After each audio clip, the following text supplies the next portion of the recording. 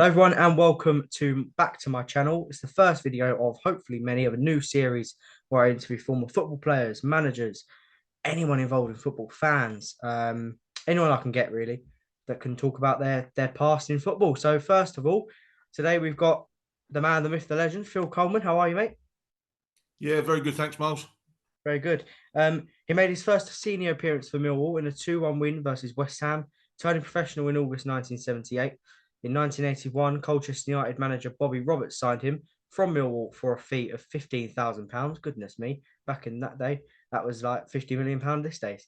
And after that, he went on to have a great career at clubs including Wrexham, who are now owned by, of course, Ryan Reynolds and Rob McElhenney, Chelmsford City, Aldershot, Exeter City, Dulwich Hamlet, and he came back to Millwall for a second spell in 1986. Between 1988, he then played for Koskenpalo, there we go, got it, in Finland, before coming back to England, joining Colchester United. Then in 1989, he signed for Wivenhoe Town and spent 6 years there before hanging up his boots in 1995.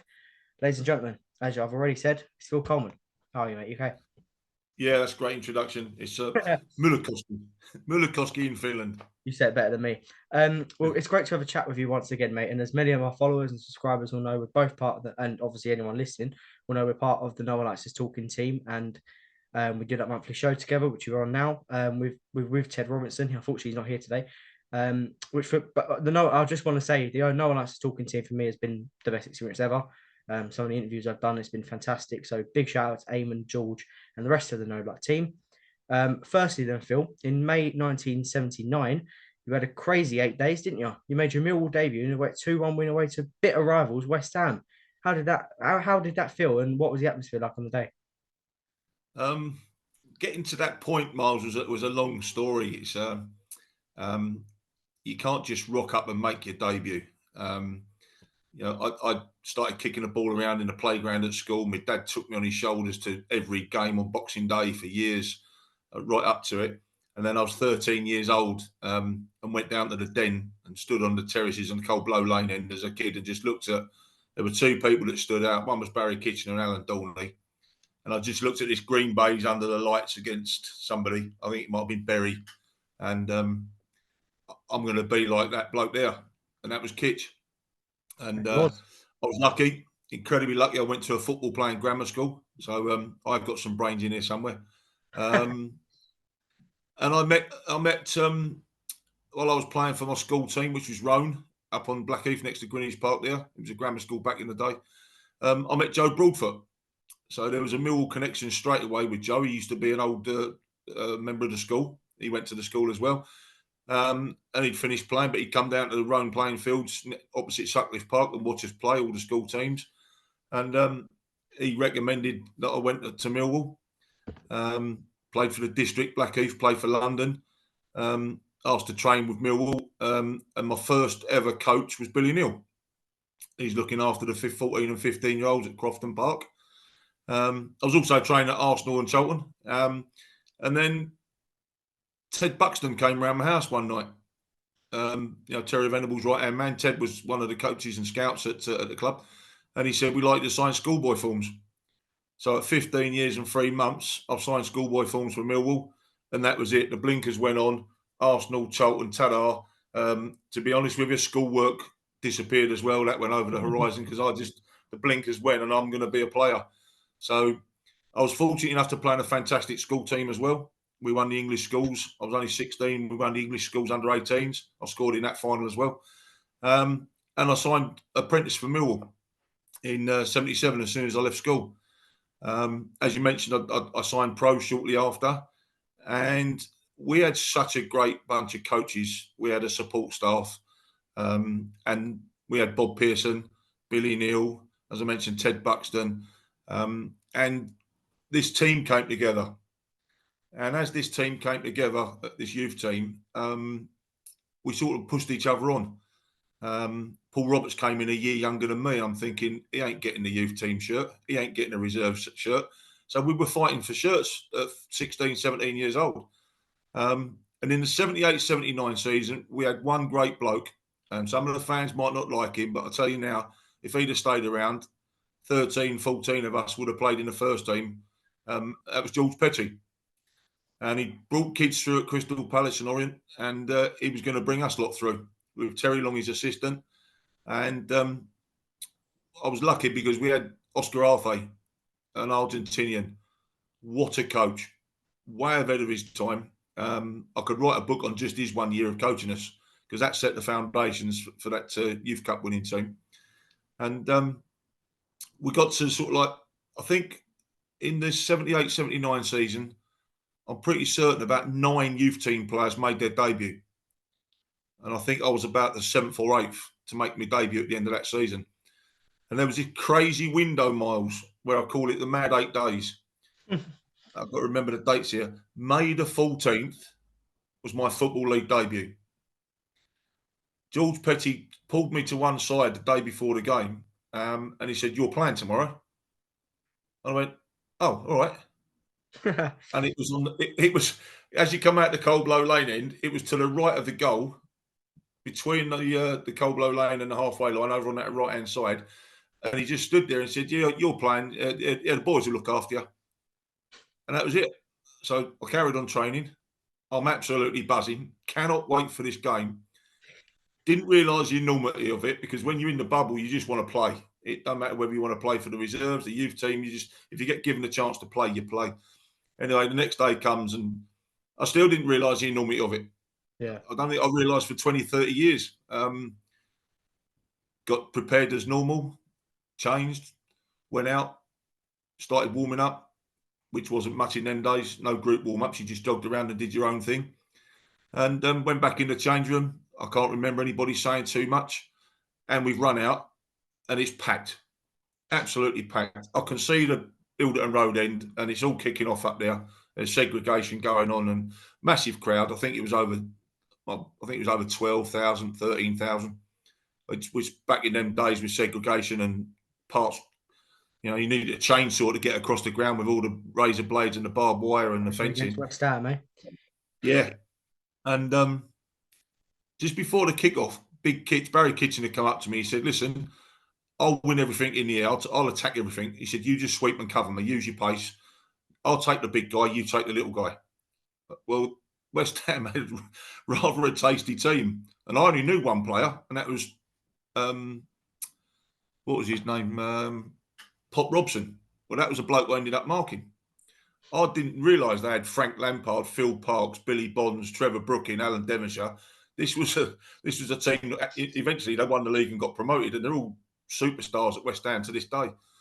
Anyway, we're playing the game, and I'm just doing my job on Pop Robson. Tackled him. It's probably one of the easiest games in my life because he never did anything. He just stood around. He made a little darting run. Couldn't be bothered to finish off the run.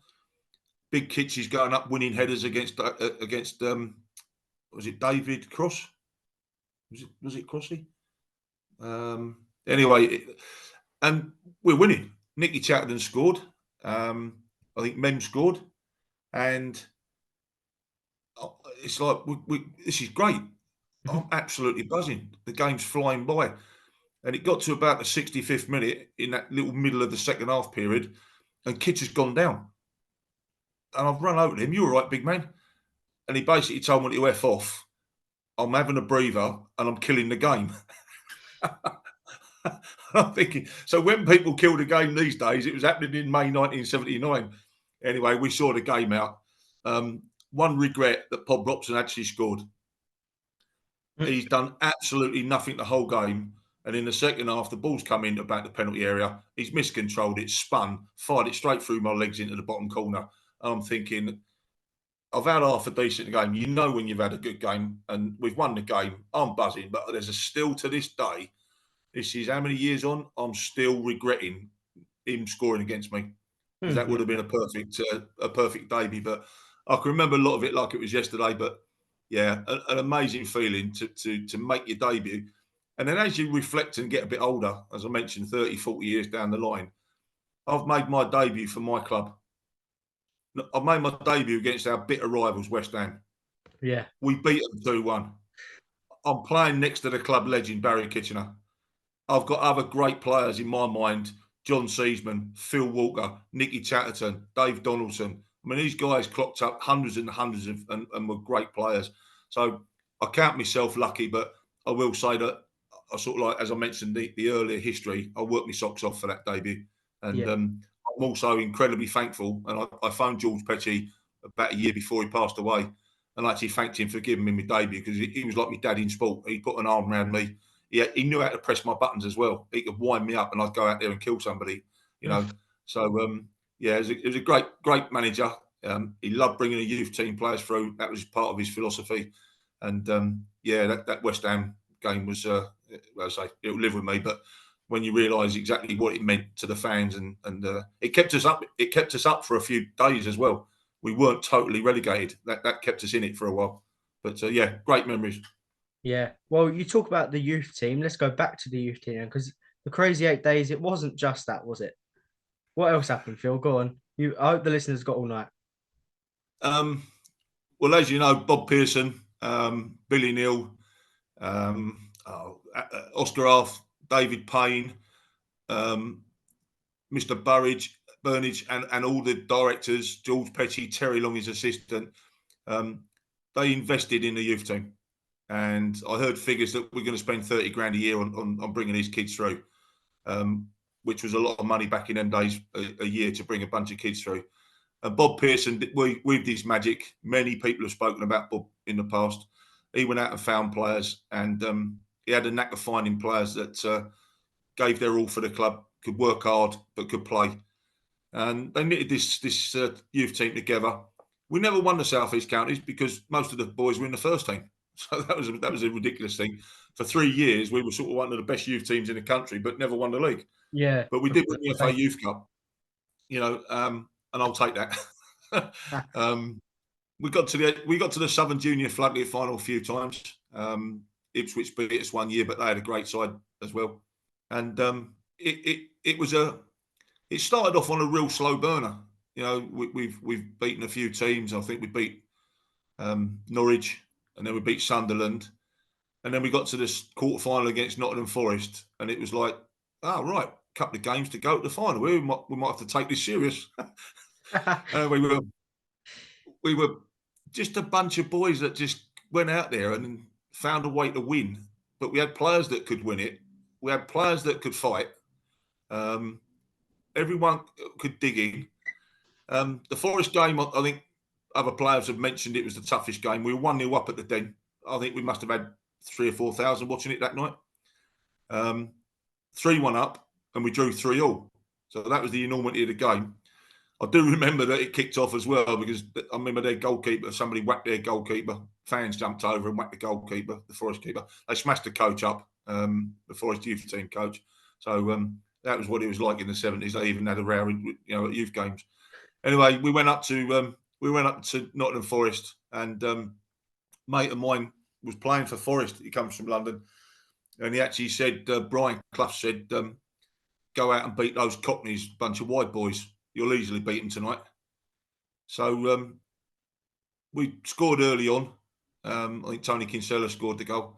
Dean Orich came on as a sub, and then he got injured. He ended up with a fractured skull. So we played with a man short near the end. But it was like the Alamo, and we dug in. And when you got Peter Glazier behind you, goalkeeper, we called him the Block for a reason. You had Dave Martin, Tony Dark, myself, Paul Roberts, Paul Robinson, Alan McKenna. These people were diving in, making last-ditch tackles. And we've beaten them. And we're sitting in the change rooms quite happy with ourselves, covered in mud and blood. And Dino's off to hospital, bless him. And Brian Clough walks in the door. Congratulations, boys. Great win. And Paul Roberts is sitting next to me, and he just went, cheers, Brian, and stuck his thumb up. Oh, Brian Clough went mad. Absolutely slaughtered him. Mr. Clough to you, laddie. I'll be reporting you. Oh, all right. What I didn't realise is until my mum passed away a couple of years ago, and she actually said to the family that when she went up there to watch the game with my brother Nick and my girlfriend and everybody else, she's sitting in the stand behind Brian Clough, and he's absolutely spraying his Forest players, effing and blinding. So my mum told him, why don't you effing well shut up? And he turned around and apologised and never said another word for the whole game. So yeah, a little story with my mum telling Brian Clough to shut up politely. So yeah, he also told me mate in the camp, in the Forest camp, that he walked into the Forest change rooms and said, "Boys, you've just been beaten by the best youth team I've ever seen." So yeah, that came back to us from one of the Forest players. So I'll take that as a compliment all day long. But that was an amazing quarter final. Everton away and Everton home and away. We went up to Everton, nondescript game, got a 0-0 draw. I can't really remember too much of it, other than we had a blowout on the motorway at 1 o'clock in the morning coming back, and got in about 6 in the morning because I had to send a spare coach out. So that was a long haul, but 0-0 at Everton.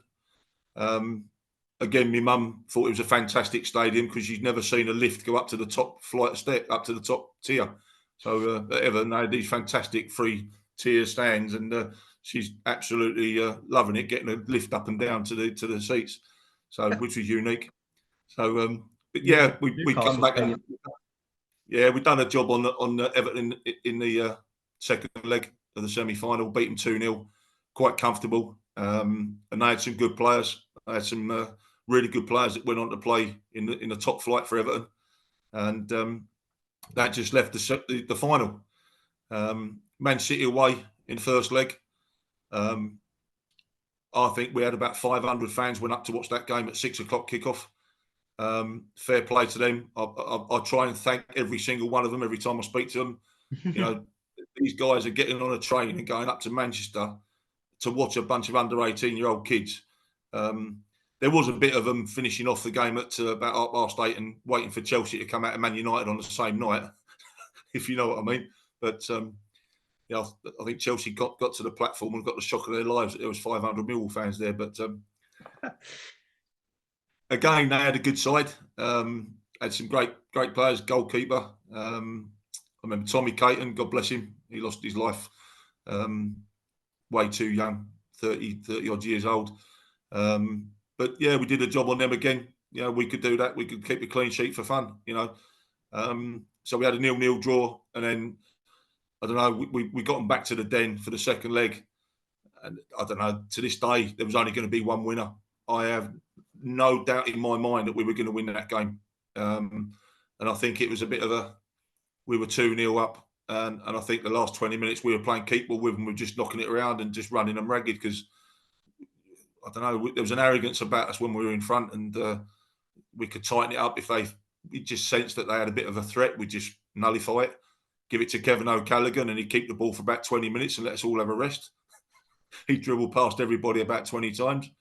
But again, the Den was full up. It was as full as the West Ham game. So as much as they reported the crowd, what people don't know is they opened the main gates to let everybody through because the queues were going down the road. So I reckon there was 10 or 12,000 there on that night. So for a club that was in the relegation period, you know, we're in the relegation zone, and in that period we were looking like we were going to go down. For all the fans to turn out and support us, you know, and we did the business. 2-0 on the night.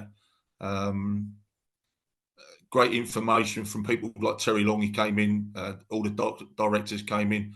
Longy actually said to me at half time, "You're getting in the box too early from the free kicks and corners. Hold your run. Stay out the area. Hold your run."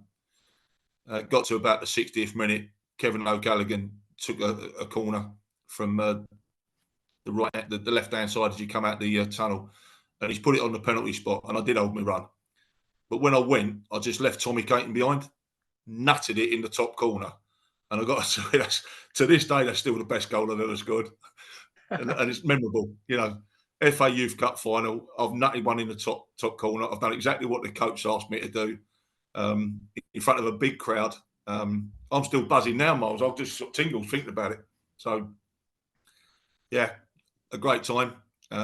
Picked up the cup, got our trophies, tankards, as they were handing out in those days, and yeah, the rest is just like a blur, really. I think we went round to the Jubilee bar, met all our family and friends and everybody else. The directors were around there. They took us out to some steak restaurant in Sydenham or somewhere, which I can't really remember what the hell we were doing. You're just buzzing on adrenaline. Yeah, an amazing event with a fantastic bunch of people.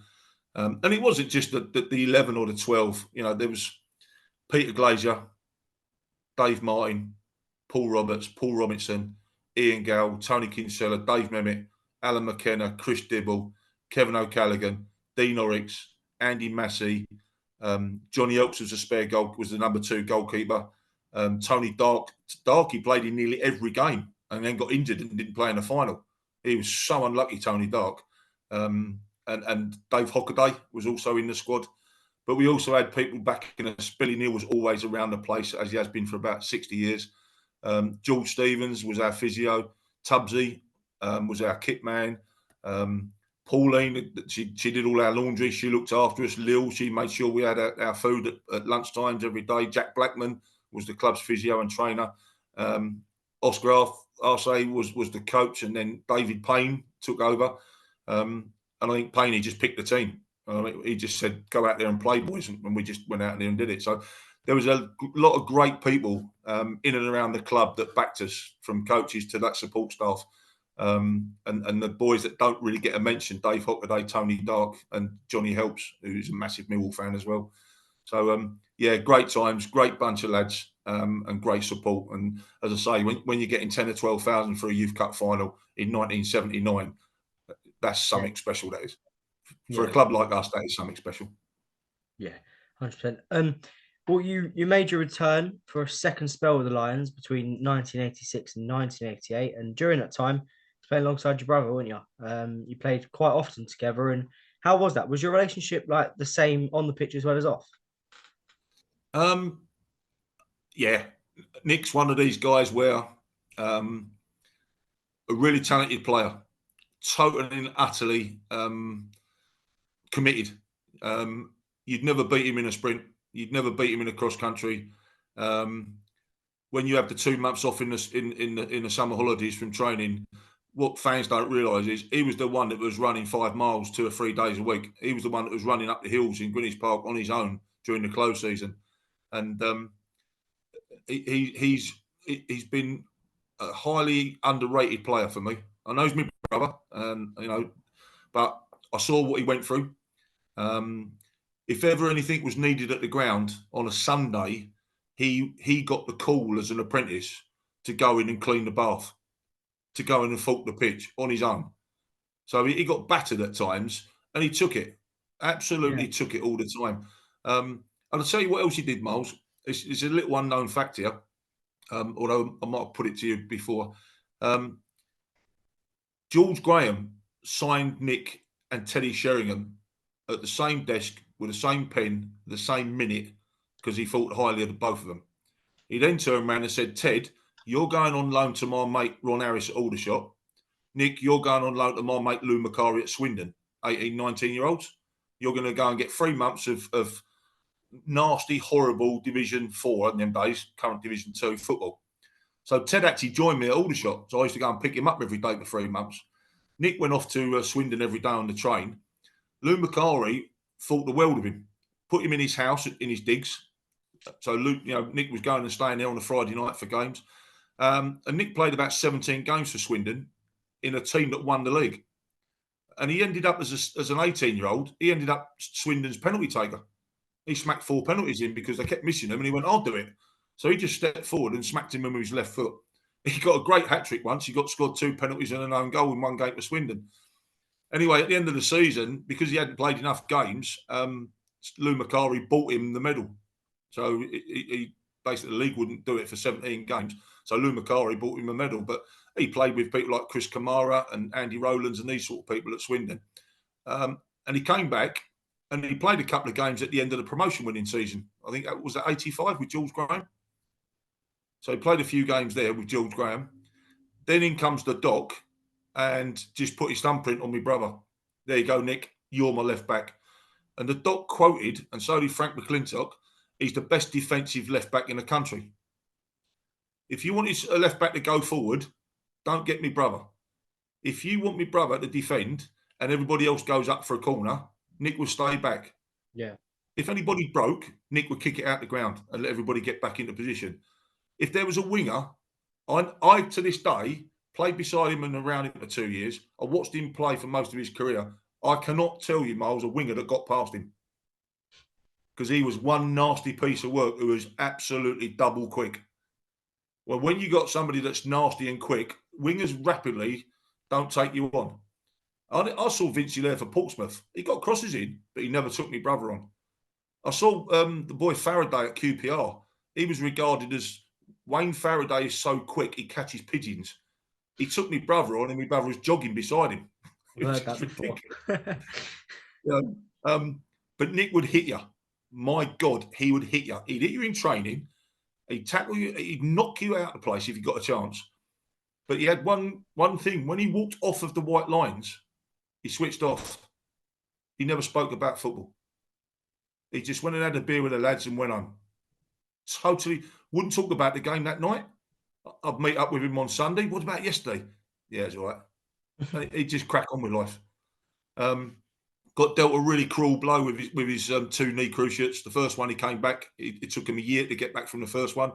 He played a few games in the top flight, and then he snapped the other one, and they were so innocuous. So the first one, they stretched the cruciate ligament and bolted it, and then the next one it completely snapped. So they had to take some of his patella tendon and make a new one. So age 24, he's out the game, and there's a few fans that gave him some stick. But I think the fans that understand football know what he gave the club. He gave a left foot. He gave a left foot that would hit Sheringham Cascarino. He passed it to Kevin O'Callaghan and just jogged behind him and covered his backside. He stopped anybody coming through on his side. He covered McCleary and Walker and Wood around the back. He let them go forward for corners all the time. As I say, underrated. Playing beside him, oh dear me, who gets to play beside their brother in the Championship in that Division 2 as the old days? Amazing. But again, I can only thank John Dockett and Frank McClintock and Bob Pearson. Those 3 were there. They took me back to the club. They brought Dave Memmott back to the club. They brought Kevin O'Callaghan back to the club. They brought Dean Orich back to the club, all from that youth team. And obviously they brought in other players, Terry Urlock and Cass and these sorts of people. But I'm playing right back or centre back, and my brother's playing at number 3. And you just look across and you think, well, I haven't got to worry about that. That's done. That side of the pitch. And I've roomed with him. We've gone away games and I've roomed with him. I'm rooming with my brother at a professional football club that we both supported as kids, come through the youth team, both of us. And it don't get much better than that. It don't get much better than that. And it's also nice to know that when I pass a winger onto him, that winger's going to get a torrid time as well. Because I had a run-in with a guy, he broke my leg. And I'm at Aldershot, and the guy's broke my leg playing against Watford, Nigel Callaghan. And he's transferred from Watford at Derby, and I've transferred from Aldershot back to my second spell at the Den. And I walked over to him at the start of the game. I went, remember me? Who are you? I went, you broke your leg 2 years ago. I kicked the hell out of him. And then when he said to the manager halfway through the second half, I'm going to swap wings, I went, yeah, go over there. My brother's at left back, and he'll nail you as well. So it was nice playing beside Nick. Yeah. Well, very quickly, you've got about 8 minutes left. We've got, when you retired, you joined Middlesex University and earned a BA Honours degree in Sport and Education before going on to have a second career in your life as a PE teacher. You also served as manager of Wivenhoe Town, a coach at Clacton, Heybridge, and most recently Braintree Town, winning the Essex Senior Cup and getting into the National League playoffs. I know you're now retired from teaching, but have you got any other more coaching roles up your sleeve, mate? Not at the moment. I found it really tough leaving the pro game. I understand how some of the army and our armed forces personnel feel with post-traumatic stress. It wasn't so much that; it was a regimented lifestyle.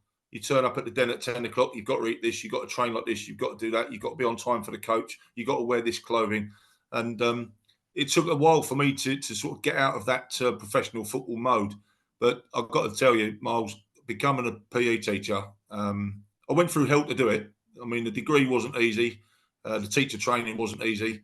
And working with kids, 30 teenagers in a class every day for 5 hours a day. It's so rewarding, but it's not easy. And I've just left it after 33 years. And I'm struggling a little bit because I want to leave it. I want to walk away from education, try and get it out of my system like I did professional football. Got great memories taking kids on skiing trips and water sports and tours of the Bernabeu and everything else, football tours. Fantastic memories, but I'm just trying to get PE and sport out of my system. But I can't. So, yeah, I've done some coaching. I helped out at Braintree last year, trying to sort out the back four. And if somebody wants me to go and coach, I'll coach. But there's a bit of me says I don't want it permanently. I want to be able to go and enjoy some coaching with no strings. So if there's one or two little clubs up here who said, "Can you come and come and coach the under 10s, and can you come after and do a session with my under 14s?" And I think one of the No One Likes Us Talking team has said, "Come down and do a bit of coaching with his lad." So I'm open to offers. As I say, I'm sort of nearly 3 months into retirement, trying to get education out of my system. Yeah, if a coaching opportunity comes up, I've coached at Colchester United in their academy for about 7 or 8 years. As I say, I've coached different non-league clubs in the area. I managed Wivenhoe when they were in the Isthmian Premier League. It's not easy. It's probably tougher than being a coach at a pro club because you only got them for an hour and a half on a Thursday night, and some of them have got jobs and they can't make it, and you're trying to coach and knit a team together for Saturday. But it's not easy, but it's rewarding. It's enjoyable on a Saturday afternoon. But at this moment in time, I've got nothing on the table, and I'm enjoying getting down the gym, keeping myself fit, watching my grandson play. He's a goalkeeper, and yeah, it's also Miles. It's freed up time to catch up with people I've not seen before. So my classmates and my school football mates, and hopefully I'll keep on catching up with these people as we go by. But yeah, I absolutely love coaching. Easy to analyse it, easy to put things in there because of the experience I've had and the great coaches I've had. You know, when I look at, I've had Frank McClintock, Ron Harris, Billy Neal, John Doherty, George Graham, to name a few coaches I've had in the past. It rubs off on you. So if anyone wants a bit of coaching, then I'm more than happy to offer. Brilliant. Phil, thank you very much, mate, for taking time and speaking to me with this. I know we did try and do this before, but it didn't work out. So yeah, massive thanks, mate. And well, yeah, non-league clubs, you've heard him here first. He's open to offers, so snap him up while you can. Thank you, Phil. Brilliant, Miles. Thoroughly enjoyed it, and great memories. Lovely, thank you, mate.